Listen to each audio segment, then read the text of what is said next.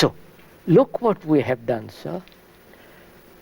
The ancient Egyptians immortalized themselves, made their life immortal by thinking, carrying on. Perpetuity. Perpetuity. And the robbers come and tear it all to pieces. Tutankhamun is merely a mask now, golden mask with a mummy. And so on. So man has sought immortality through works, through every way to find that which is immortal. That is beyond mortality. Right? It's a very remarkable thing that the word immortal is a negative.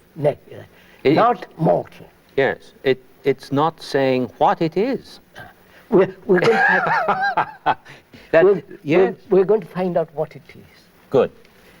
I mean, you've answered this, a very, very serious thing. It isn't a plaything between two people who are enjoying discussion. It's a tremendously important thing. Yes, I was laughing. I'm not. I know. I know what you're at the irony of it. That inherent in the structure of that word, there is a warning, and we just go right through the red light. Right. Yes. Please to go on. So, what is immortality? Not the book. Oh no. Not the painting which I have done.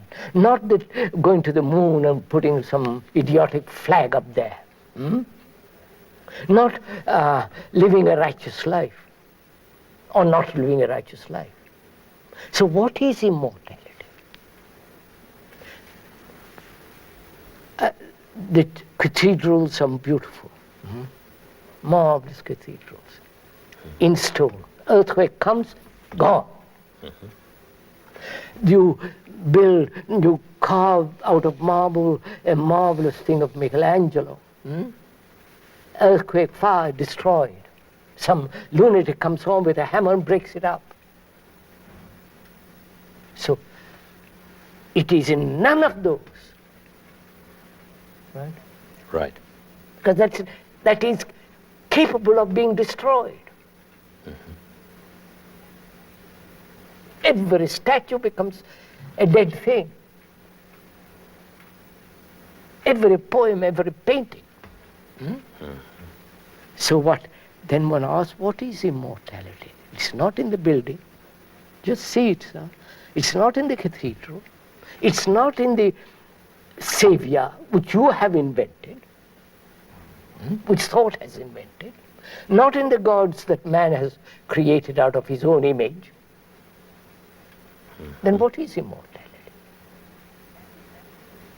Because that is related to consciousness and to death. Unless I find that out, death is a terror. Of course.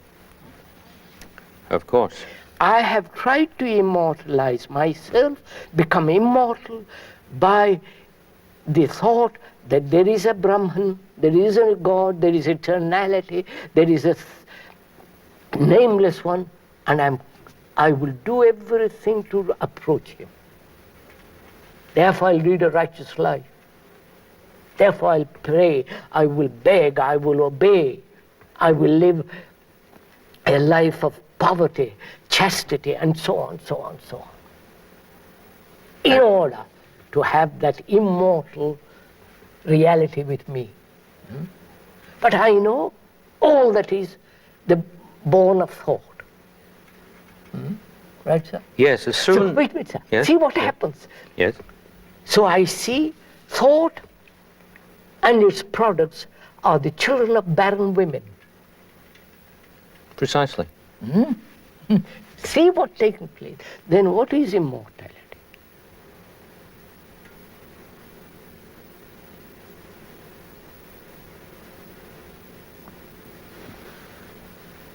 The beauty in the church, not I built the church, the beauty in the cathedral, the beauty in the poem, the beauty in the sculpture, the beauty, not the object of beauty.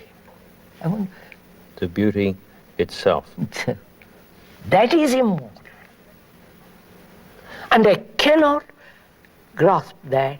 Mind cannot grasp it, because beauty is not in the field of consciousness. Mm-hmm. You see, what you've said, again, stands it all on its head. We think when something dies that we've cherished, that is beautiful. That beauty dies in some sense with that which has passed away. Passed away, yes. Actually, it's the feeling of being bereft of that beauty that I regarded as my privilege to have personal access to. The belief that that has perished, not simply been lost, because what is lost is by its nature predisposed to be found, but to perish is to be wiped out utterly, isn't it? And so the belief is deep. Oh, very, very. Extremely deep with respect to what we mean by perish. In fact, the word isn't used very often. It's frightening. It's a very frightening word. We always talk about losing things. Hardly ever do we say something perishes. Now, back to what I mentioned about standing it on its head. The image came to my mind as a metaphor. I hope not one of those images we've been talking about, that beauty, rather than being imprisoned and therefore taken down to the utter depths of nullity when the thing perishes, has simply let it go. In some sense, beauty has let this expression go. That is upside down from what is usually thought. I know. And it's probably let it go in precisely on time. That's right. That's what's so marvelous. Yeah. Yes. So, immortality, we have said, is within the field of time.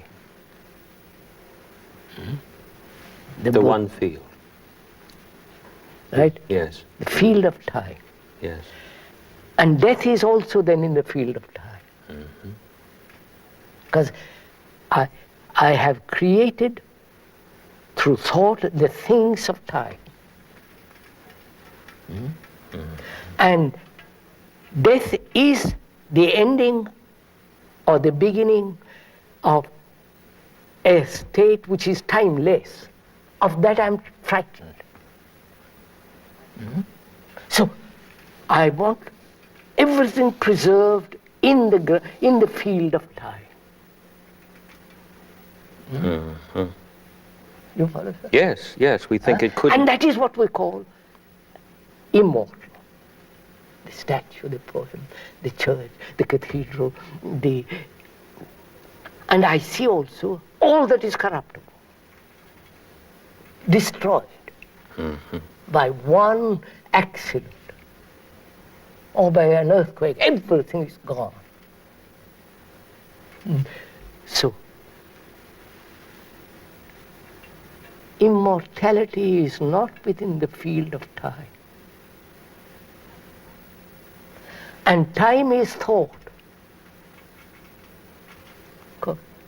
Of course. Yes, that follows. Of course. So, anything that thought creates must be within the field of time.